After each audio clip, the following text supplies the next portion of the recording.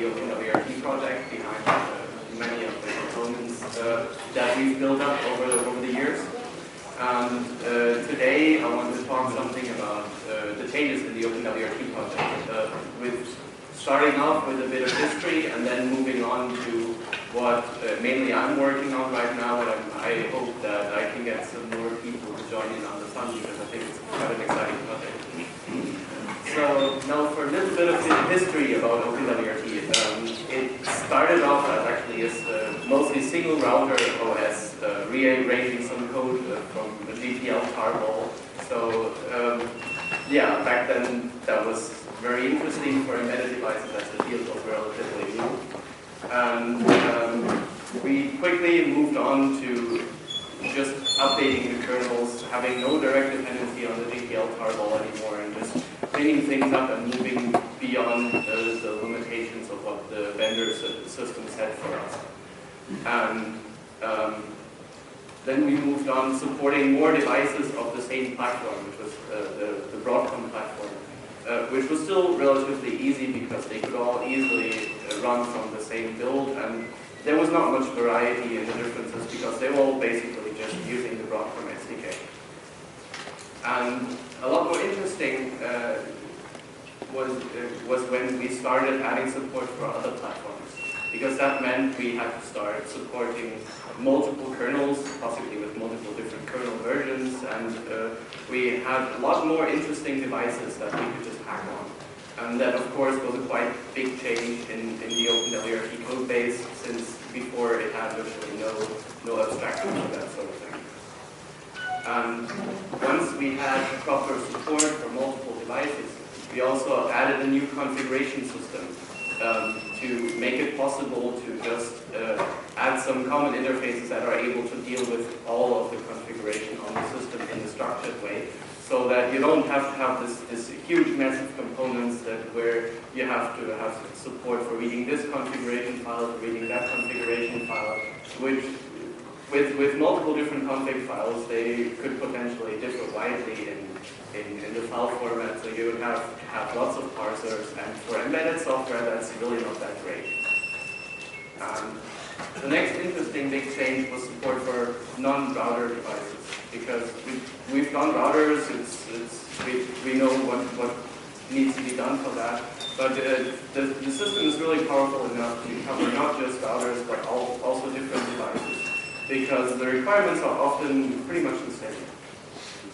And we've moved out the web interface development, which is mostly relevant for the end users, to a separate project, because we thought that our focus is just too different from the end user needs that it makes sense to have a different group of people working the end user stuff. So this was really just a very short history of the big development changes that happened, and these big core changes happened mostly between 2004 and 2007. And what we had afterwards was mostly features, updates, fixes, packages, new targets. So let me just say the usual term. The project was mostly getting more stable, and there wasn't that much change. But one of the problems with that was the growing complexity in our base system, because we just kept adding more features when most of our system was written in shell scripts, and it just became a nightmare for people to debug, because many people aren't that used to debugging really complex shell scripts. But people still wanted to have more features, so something really needs to be done about the complexity in the base system. And we want to be able to support a lot more use cases in a much better way without getting this debugging problem. So I've decided to take on another big restructuring project and do something about the issue of this complexity. So I'm actually redesigning many of our user space components, because, as I said, we have lots of shell code, and I decided let's just rewrite that in C, let's add proper abstractions, and let's just make things work properly in a modular way. Because most of the existing embedded systems that work to the small scale that we support actually have an issue. If they start writing things in C, they often completely sacrifice modularity. And that's really not what I'm after. So another quite important feature that I want to be able to properly support is the issue of configuration reload. Because people just make changes to config files and you can't expect everybody to know every single thing that has to be restarted when you change a particular configuration. And the web interface basically has exactly the same issue. So this really needs to be properly supported in the core. And then there's also the issue of synchronizing state changes. So for instance, if you bring up an interface or break it down or restart some services, it's really problematic if the user does it while the web interface does it, or some people might just do things concurrently, or the user doesn't know that some other process is still running on the system making changes. So there needs to be some proper synchronization in order to cover that. So to be able to support all these interesting features and use cases, we need to have daemons on the system actually properly talk to each other. One of the big issues when writing C is it's always annoying to add an API that can be accessed system-wide. Because every C program is typically just this small island of code, and for everything talking to the other system, you first have to come up with a protocol, or you have to find some way of telling the daemon what to do.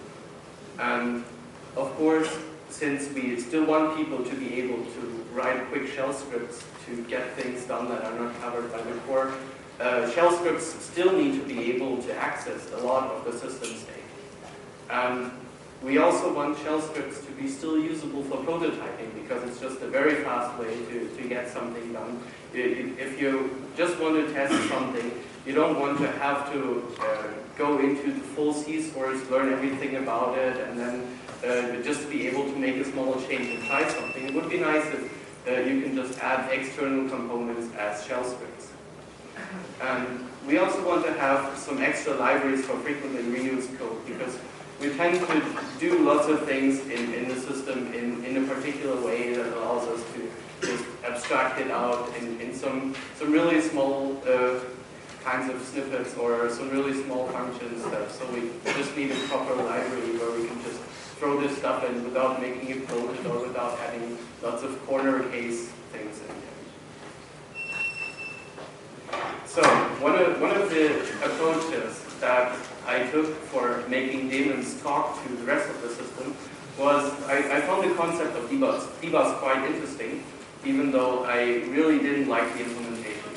I read in the documentation of the C API that if you need to use this, you're signing up for some pain.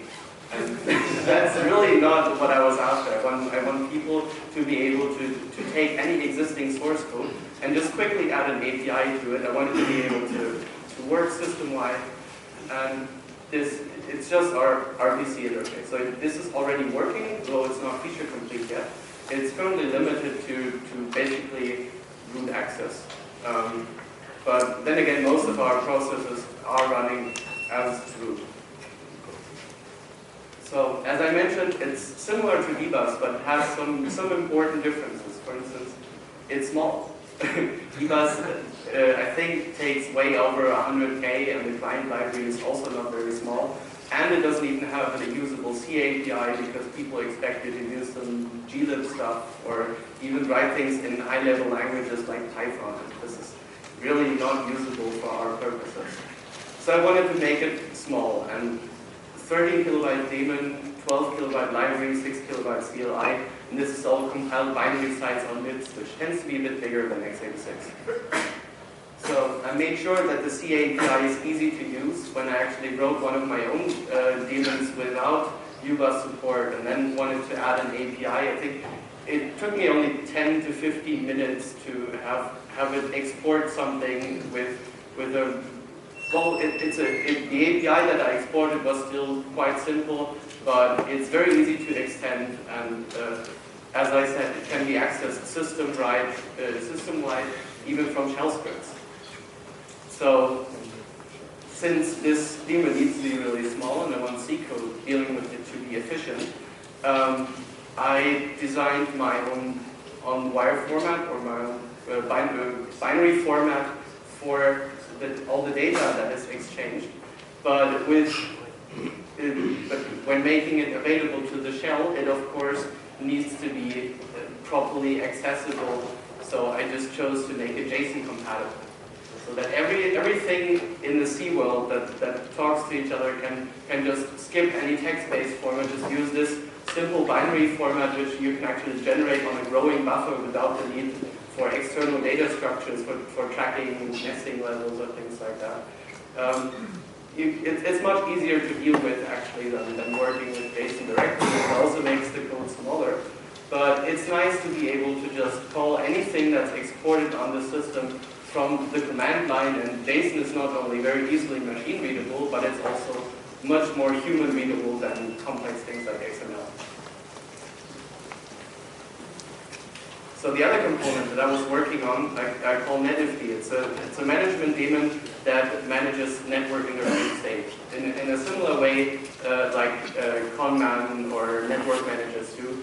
But of course, it's much more optimized for the embedded world and for use cases that are relevant to routers. So this is basically mostly working. It's not feature complete yet, but I'm getting there. At some point, it'll be. I think over the next few weeks, it'll probably be made the default in Openwrt, replacing all the existing network scripts without changing the configuration format or without lost functionality. It manages the network configuration in a stateful way, meaning that it not only keeps track of which interface is up and which isn't, but it also keeps track of all the addresses and routes and everything that were assigned to an interface. So whenever you bring something down, it doesn't have to reset the entire state for everything. It knows what it has done, so it knows what it can undo, and that also makes it play more nicely with doing things manually on the side if you want to, because if you have an interface where you only change the address, you might as well just keep a manually set IP address on the interface, much like the default behavior of Mac OS X, for instance. You can do things manually, and the automated tools will try not to interfere with the things that you do manually. One important feature of this network interface daemon is instant configuration reload, meaning that if you only change the IP address of one interface, you don't want the system to tear down all network connectivity and bring it back up, and you don't want to have to keep track of every single change that you made or tell it explicitly, now restart this interface.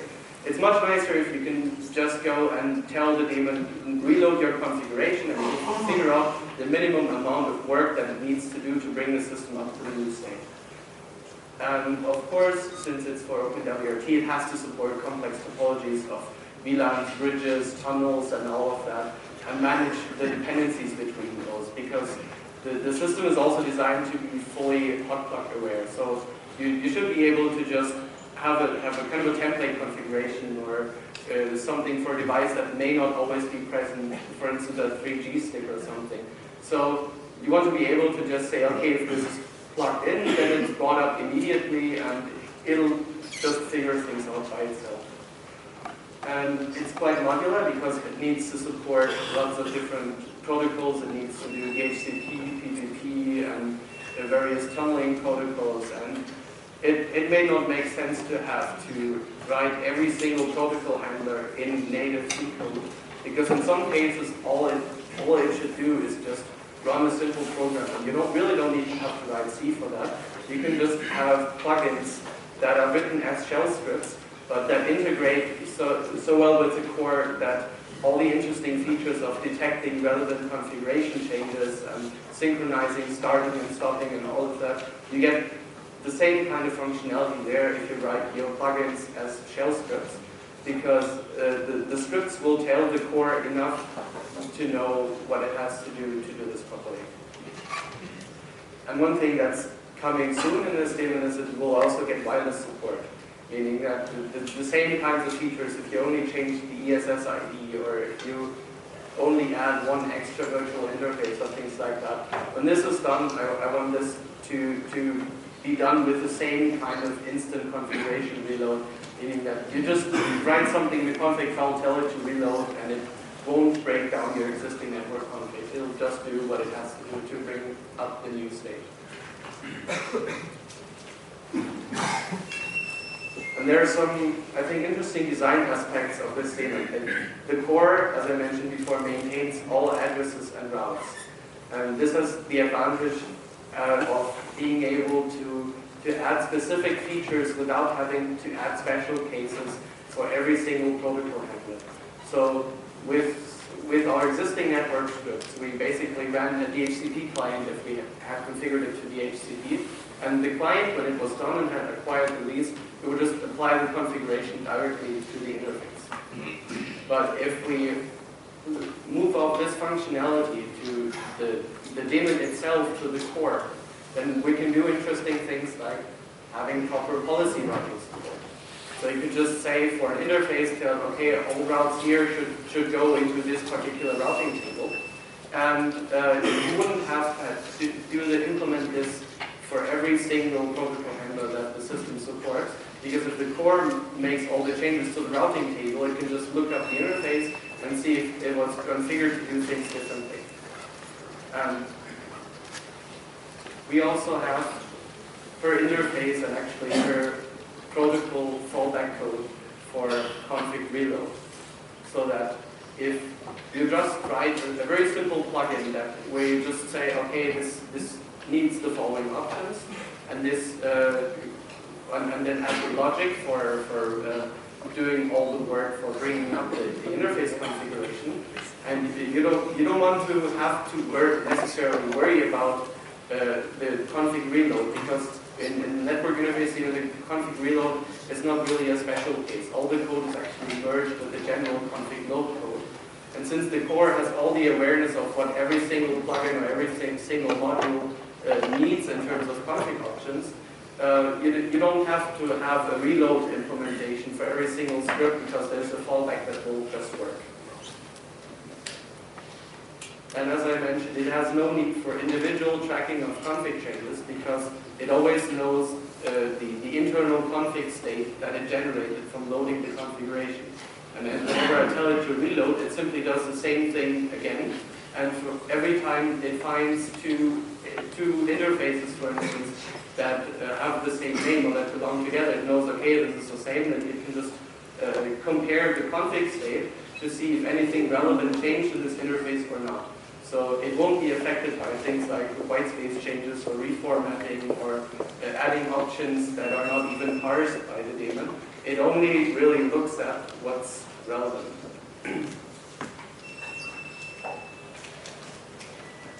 So, as I mentioned before, I'm working on a library for frequently reused code. It's still very small, even though it has lots of interesting features. For instance, it has a proper event loop with support for signals, for file descriptors, for timeouts, and all the various things that you typically need from an event loop. But its design is really meant to be very simple to integrate, so you can just tie the event loop data structure into your own data structures and don't have to worry about various things like memory allocation, and just it basically just works. And we have some common data structures that we keep using. So we have the linked list implementation from the Linux kernel made available to user space, because I found it just very convenient. Then we have the AVL trees from OSR for sorted data. And we have the structured data format that I was talking about.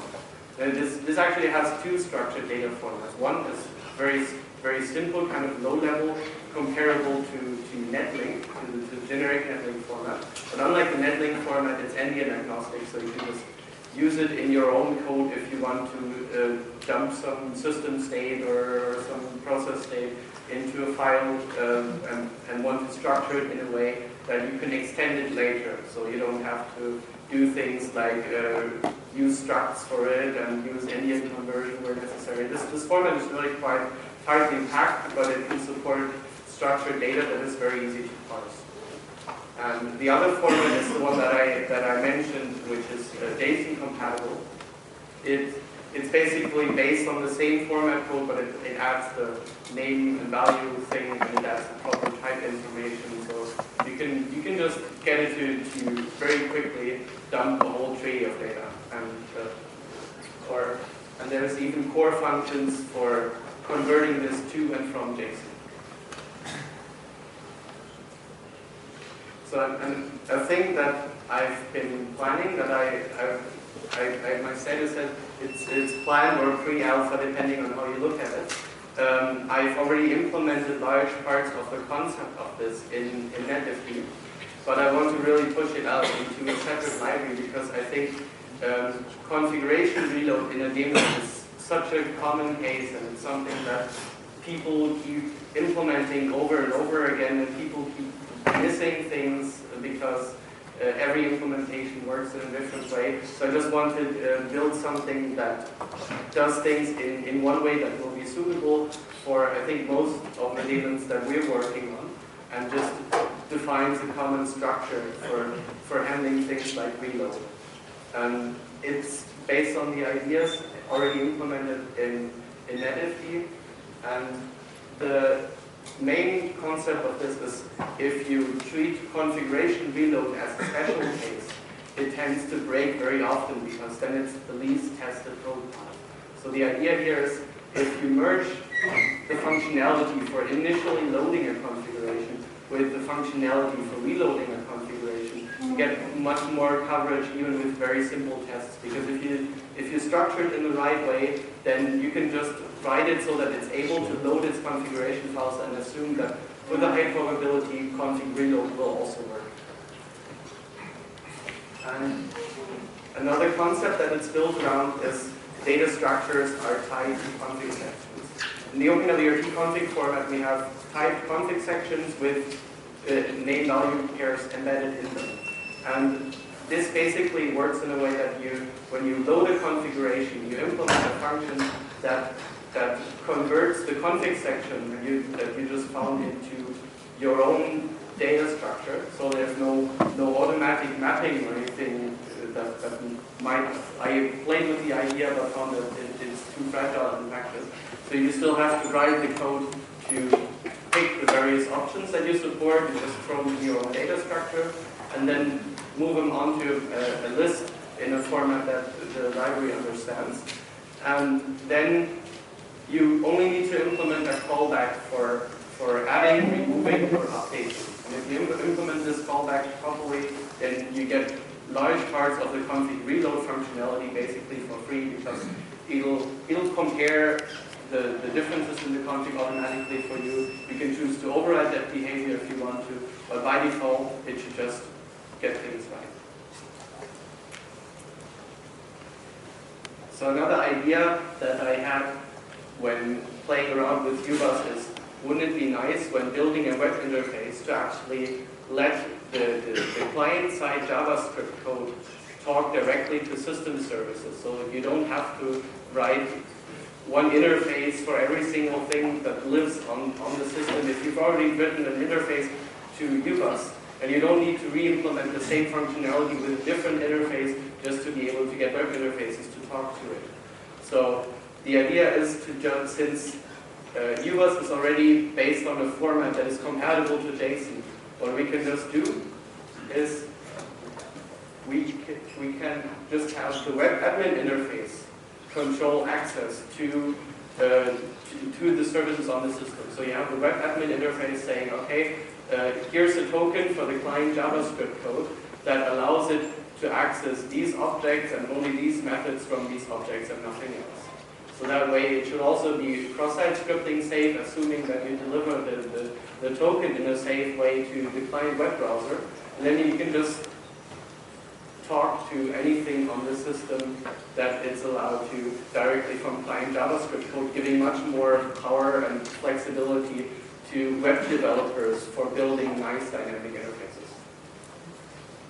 And this is the last thing of what I've planned here from these components now. There are some other ideas floating around that are just not specific enough to mention in here yet. But this is really what I'm working on, and large parts of this infrastructure have been implemented already. And I hope I can find some more people that find this useful and would maybe be interested in hacking on it or writing extensions to it. So yeah, this concludes my talk.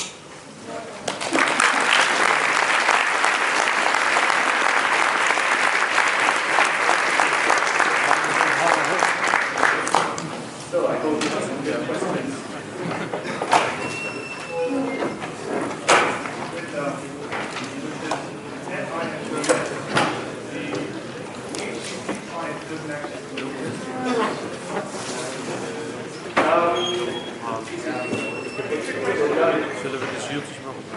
Yeah, the question was, I actually didn't understand. What did you mean?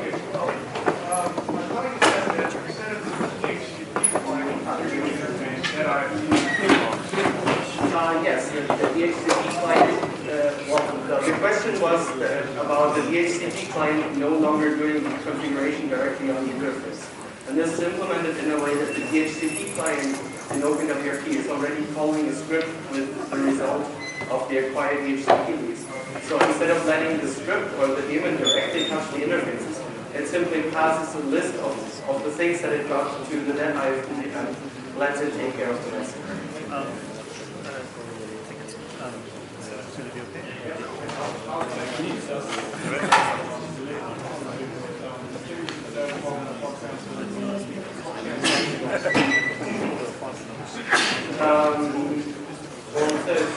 It's a library, and we don't want to do multi. Well, how is it? The question was, how is it different from the code sharing in BusyBox the new company? And the main difference is it's just a small library, and we don't want to do multiple libraries for the entire system. We want the system to be fully modular. We can install packages and remove them. So this is basically just a small convenience library containing things that are useful for development patterns that we've established over some time. Question?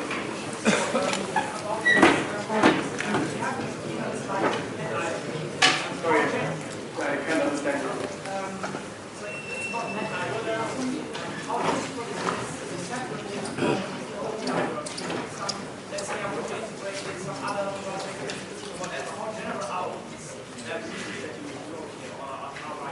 You mean how generic NetIFP is for using in other systems, or? Yes. Or is it too tightly tied into Openwrt, so I couldn't use it? It's tied to the config file format that Openwrt uses, but the libraries for that can be compiled on other systems easily. One thing that I haven't implemented in my services and libraries yet is some form of API compatibility. Because in Openwrt we typically don't need API compatibility. We assume that when things are updated, you usually put on a new image anyway. But there's really nothing preventing you from porting these to other operating systems or other distros.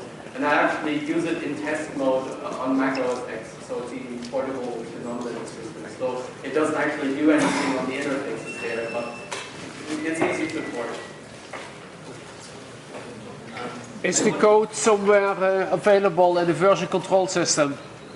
Yes, all of these components are on my Git server. Your Git server. Yeah. Have you a URL for your Git server? I put up the URL. Maybe just send me an email, or I'll try to get the information up later on, maybe on the Fosdem side as possible. Forgot to put in some URLs. But yeah. Okay, fine. So two short questions. What's the connection between this project and DDWRT? And you have already devices installed in this tool? Well, DDWRT is an entirely different code base. They tend to sometimes pull some specific pieces of code from Openwrt, but other than that, there's really not much of a connection. And devices? Are there any devices in the market which are sold? Because there are some devices which are sold.